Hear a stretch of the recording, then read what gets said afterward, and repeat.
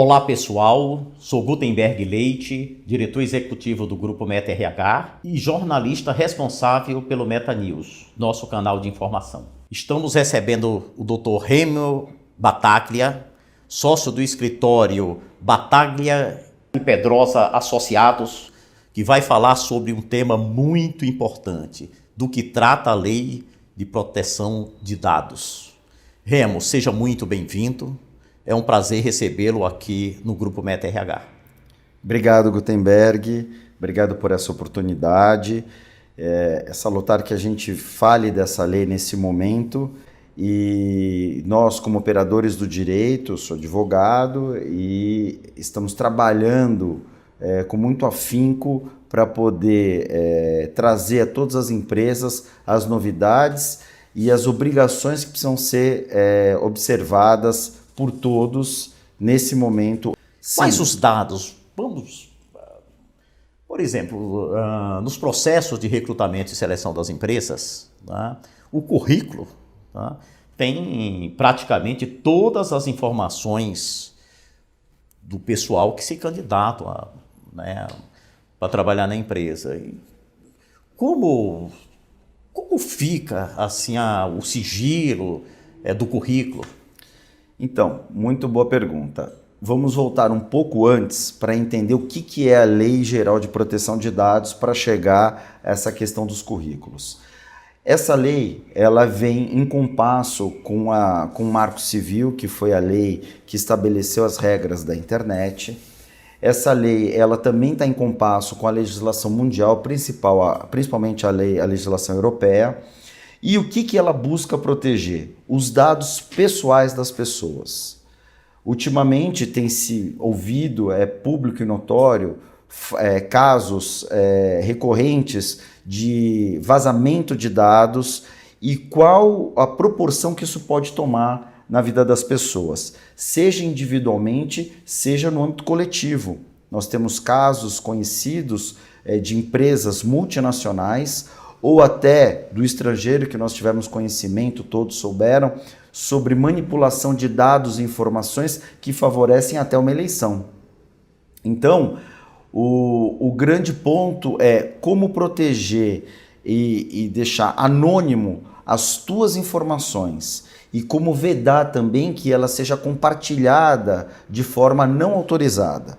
Então, em resumo, a Lei Geral de Proteção de Dados visa justamente coibir a prática da divulgação das tuas informações, que são só suas. É um direito imaterial que tem que ser protegido. E até então não existia uma legislação ou não existia uma forma de você proteger. Existe sim o Poder Judiciário, que, como a gente conhece, trata do tema sob o ponto de vista da responsabilidade civil. Então, se eventualmente o seu dado for vazado e isso lhe causar algum dano material, você pode se socorrer de uma ação judicial. Mas a lei ela vem antes disso. Ela traz regras para evitar com que esse dado seja divulgado. Muito bem, dito isso, a gente traz agora essa proteção para as pessoas que, por exemplo, divulgam seus dados voluntariamente até num currículo, quando procuram uma empresa de recursos humanos, ou quando trabalha em uma empresa, ou quando contrata um serviço num banco, contrata um serviço de cartão de crédito, de telefonia, e é obrigado a passar os seus dados pessoais. Quando isso acontece, a empresa que colhe os dados, ela precisa tratar isso de uma forma não abusiva.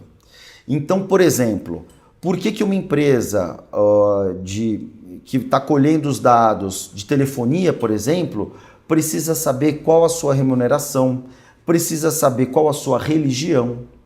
Porque ela precisa ter os dados compatíveis e necessários para a atividade dela. O abuso seria tratado, ela tem informações que extrapolem essa necessidade e que isso possa ser utilizado contra ela. Por exemplo, a questão da etnia, do sexo, da religião, pode ser tratado de uma forma oculta separando por algoritmos, como hoje se utiliza na tecnologia, que nicho de pessoas entram num determinado segmento ou não, servem para determinada política de avaliação ou não, serve até como para restringir pessoas numa seleção, por exemplo, de currículo ou não. Então, por isso que as informações no currículo, elas precisam ser utilizadas pelas empresas de uma forma protegida, sigilosa e cuidadosa, para que não haja excesso. Dr. Remo, o que acontece se a Lei 13.709 de 2018 for descumprida e quais as penalidades?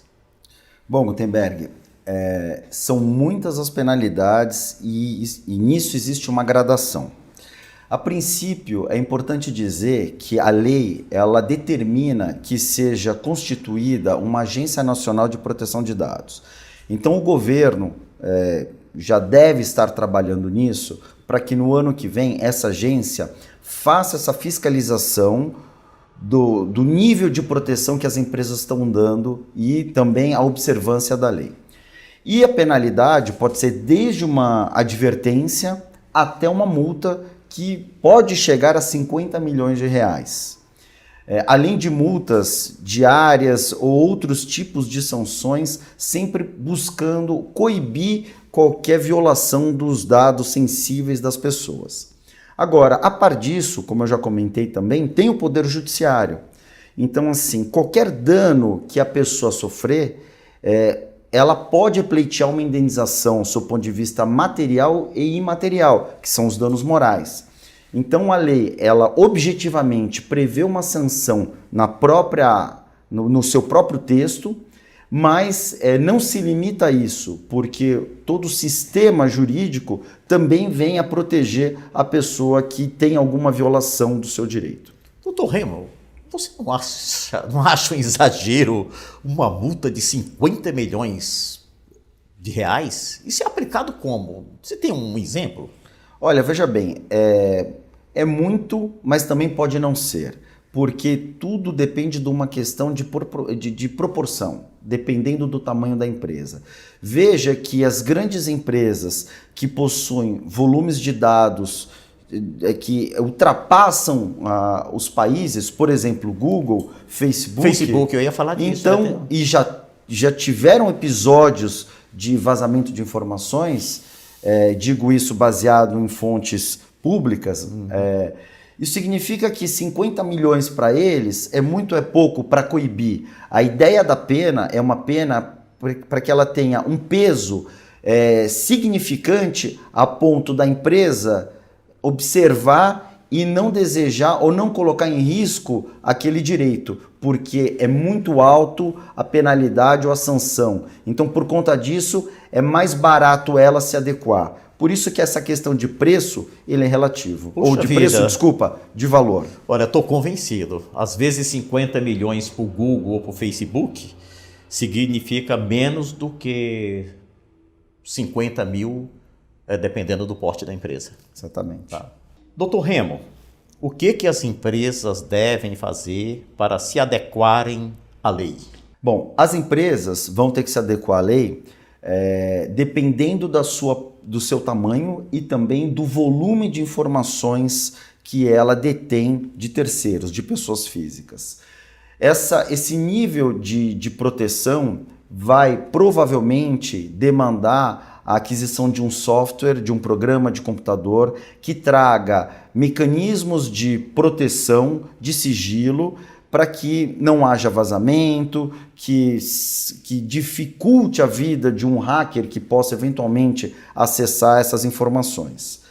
Paralelo a isso, precisa também de uma análise interna com o apoio de uma assessoria jurídica, no sentido de analisar qual é a prática da empresa, como ela coleta os dados, que tipo de contrato ela possui com as pessoas que fornecem os dados, para entender e também disponibilizar à pessoa física meios dela se proteger, porque ela tem o direito de proibir a divulgação de suas informações, ela tem meios de pedir, solicitar a eliminação dos seus dados. Então tem uma relação jurídica hoje entre a empresa e a pessoa natural. Por conta disso, precisa de uma análise jurídica para ver como que nos contratos isso precisa ter uma cláusula que informe ao consumidor, à pessoa, quais são os direitos dela. Além disso, será necessário um líder, uma pessoa responsável por este assunto dentro da empresa e também um treinamento dos funcionários, principalmente os funcionários de telemarketing, os funcionários de atendimento. Eles vão precisar compreender na atividade deles o que precisa ser observado a partir de agora. Tudo bem, empresas de grande porte, de telemarketing, telefonia, né, varejo, né, que detém muitas informações dos clientes, dos indivíduos, das pessoas. Ok. Agora eu te pergunto, uma empresa de pequeno porte, um escritório de contabilidade, uma empresa de RH que faz de pequeno porte, que faz seleção de profissionais que tem todos os dados, como aplicar a lei nessas pequenas empresas? Exatamente. Desde a grande até a pequena, a lei deverá ser observada, porque o dado da pessoa natural ele está disponível em qualquer desses dois ambientes. Numa grande empresa, ela tem uma estrutura, então fica mais fácil dela se adequar à norma e compreender todos os mecanismos que ela precisa aplicar. Agora, para as empresas menores, não é pelo fato delas serem menores que elas vão estar, vai ser facilitada a vida delas ou a rotina. Da mesma forma, os dados precisam ser protegidos. Então, a análise que precisa ser feita é qual o nível de informações necessário para a atividade que ela está solicitando da pessoa física, que ela realmente precisa guardar. Porque nesse ponto, talvez fosse o caso de se rever a política de coleta de dados. Talvez você não precise de tantos dados quanto ela detém, o que diminui o volume de informações guardadas. Naturalmente, ela também vai precisar de um mecanismo de controle, sigilo e proteção, mesmo na área de TI. Então, eu não vejo, desde a pequena até a grande, como se afastar da lei. O que vai ser uma visão um pouco mais atenciosa para as menores, com menos recursos, é avaliar como ela pode mitigar, como ela pode diminuir o risco dela e proteger os dados das pessoas de uma forma menor, não tão complexa como uma empresa com maior estrutura. Dr. Remo, suas considerações finais.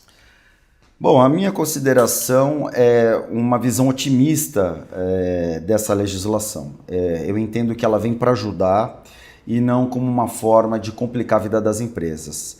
Tem um ganha-ganha na lei que vai facilitar tanto a vida das pessoas, assim como as boas práticas e o cuidado e o respeito pelas empresas com relação aos consumidores.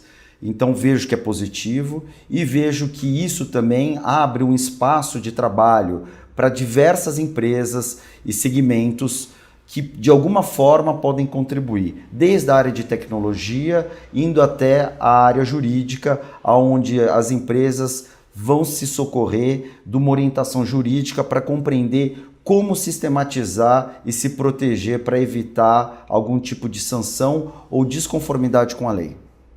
Então agradeço muito a oportunidade dessa entrevista e quem tiver alguma dúvida fica à disposição de me contatar através do site blp.adv.br.